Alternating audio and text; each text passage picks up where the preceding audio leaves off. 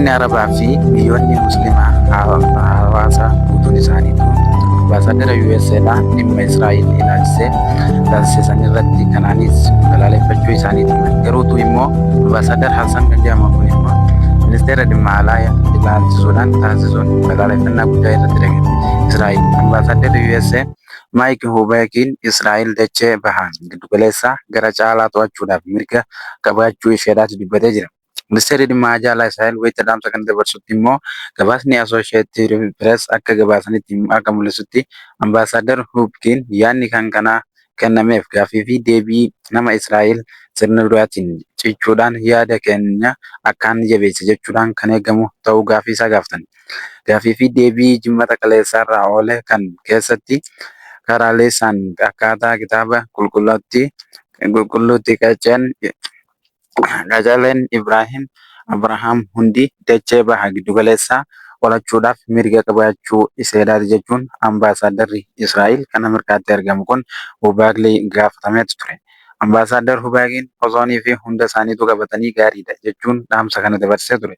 Garuutu immoo Israa'el daangaa bal'ifachuudhaaf hin turre ammoo dachiin mirga irratti qabdu nageenyaa fi akkasumas eegumsa mirgaa qabaachuu isheedhaan akkaaniif qabdu jechuun ambaasaaddarri Israa'el kan Ameerikaatti argamu kun dubbatee ture. Garuutu immoo Hassan qondaalli USA kan biyyoota ollaa Masrii fi Joordaan dabalatee biyyoonni Arabaa kanneen akka Suudii Arabiyaa fi akkasumas Kuweet, Oomaan akkasumas jaarmiyaaleen biyyoota Arabaa dhaabbata qindoominaan Islaamummaa fi Liigii biyyoota Arabaa akkaaniif balaaleffatan jechuu isaanis immoo beeksisaniitu turan. Kun immoo waldhabdee Israa'elii fi haala Ameerikaa jidduu Iraanii fi Ameerikaa jidduutti haalli deemaadhaa jiru wayita hammaatutti taateen ammaa kun immoo gadi ba'e. Ambaasaaddarri Ameerikaadhaa kun immoo gadi ba'uudhaan fi ambaasaaddarri Israa'el dhaamsa kana dabarsan.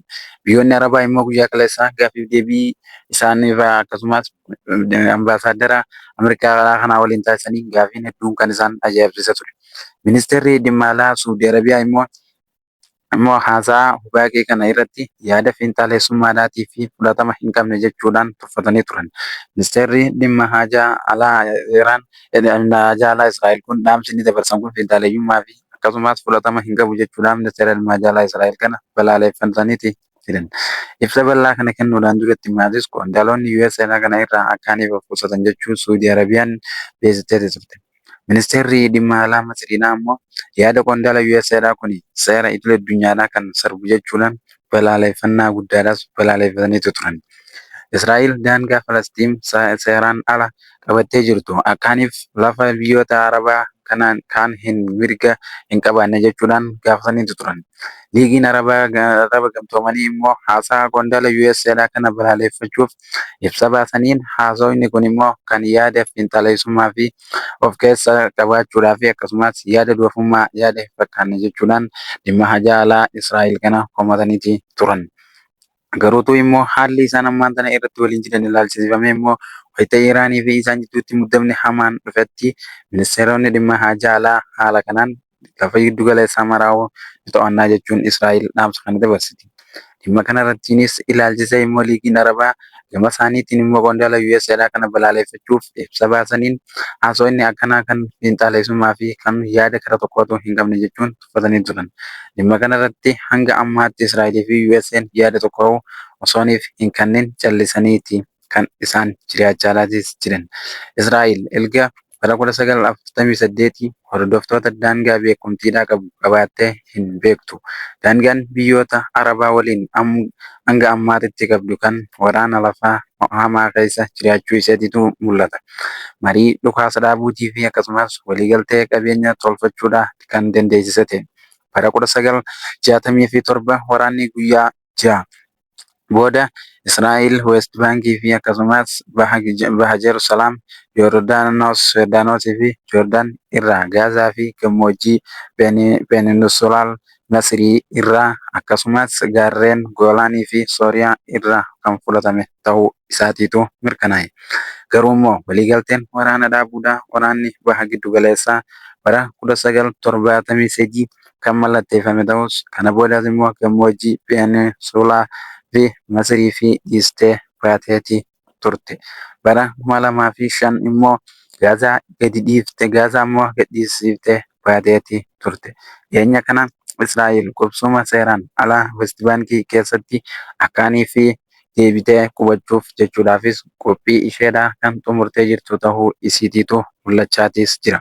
Dhaamsi immoo gara kanaatiin deemaa jiru kun Falasxiinota achirratti argaman mara irraa qulqulleessuudhaan akkaaniif ofii isaaniitiif lafa sanarratti qubachuu barbaadaniitu kan mul'atudha.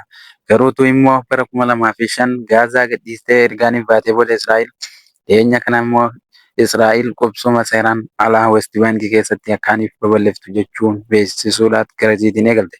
Pireezidaantii US obbo Doonaald Tiraamp immoo Israa'el akka West Baankii weerartu akka hin eeyyamnee fi sochii karoora kanaatiifis taasifamu kamuu akka hin dhaabsifne ibseeti ture.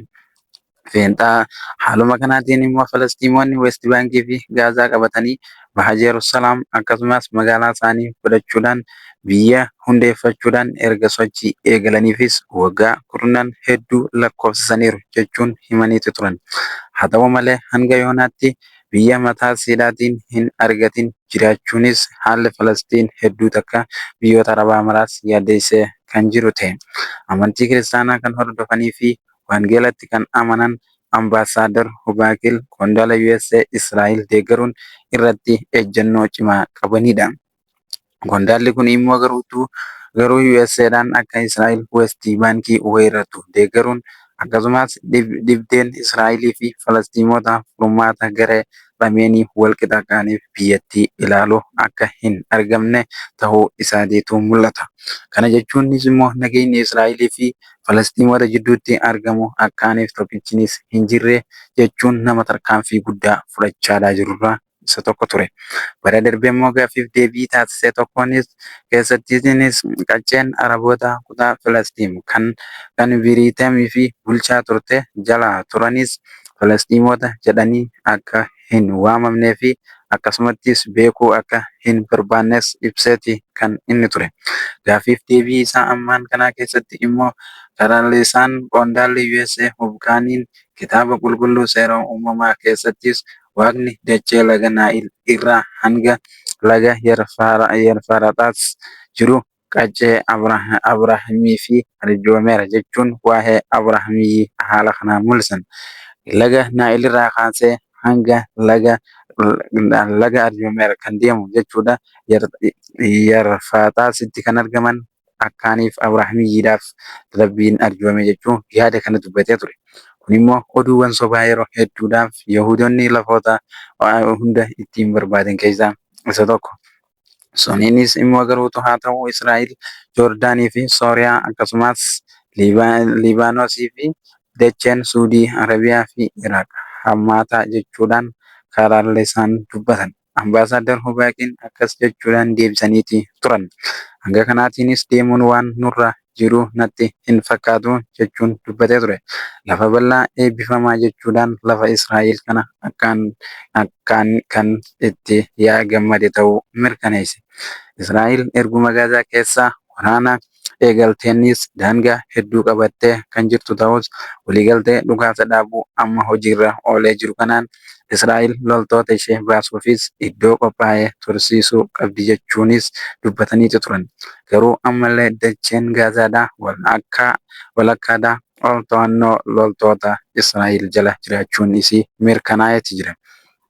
Kana jechuunis immoo waliigalteen kun loltoonni kunneen hanga yoonaatti ba'anii fi hanga yoomii hanga turanis daangaa yeroo ka'uudhaafis baatus garuutu immoo loltoonni Israa'el Gaazaa keessaa akkaanii fi fagaatan ajaja yeroo hedduudhaaf dabarfamuu isaatiitus namoonni biyyoonni hundi dhagayaati turan. Loltoonni Israa'el erga pireezidaantiin Suuriyaa Bashiir al-Assad xumura bara 2024 aangoo irraa ari'amee as iddoo bara 1974 akka bakka humna waraanaa hin geenye akka ta'u irratti illee waliigalame kan qabaniitu ture. Garuu immoo Israa'el sochiin kun yeroodhaaf akkaaniif ta'ee fi daangaa karaa san jiru nagaa qabeessa gochuufis sababa jechuunis yaada isiidhaa yeroo hedduuf dheeressiteeti turte. Waraana Hisbullaa kan jedhaman kanneen Liibaanos waliin bara 2024 keessa gaggeeffameen hordofeetis Israa'el daangaawwan Liibaanos 5 to'attee akkaaniif jirtutu mul'ata. Israa'el immoo daangaawwan biyyoota gamtaa Arabaa kan jedhaman kana guutuu isii to'annoo isheedhaa jala kaaniif isiin oolchiteetu himamaatis jira. Kun immoo yaada ajaa'ibaatii fi yaada kan namoota hedduu kan ajaa'ibsiisedha. Seenaa akkanaa kana keessatti immoo Yihuudoonni haala kanaan seenaa takka hin taa'aminis kaa'aniiti turan. Garuu immoo kitaaba isaa keessatti haala kanaan laga Naa'ilii kaafamee hangaaniif laga wanniisitti keenya jechuudhaan haala kanaan hubakaaniin kitaaba qulqulluu isaa keessatti kan barreesse. Jirfaataasis laga keenya jechuudhaan Abrahaamiif kan waaqni arjoome kana jechuun laga hundaa'uu itti himachaati kan inni turedha. Hanga xumurichaatti kan na faana turte taate laayik, sheer, sabiskiraayib godhuun deeggarnaa isiniin jedha.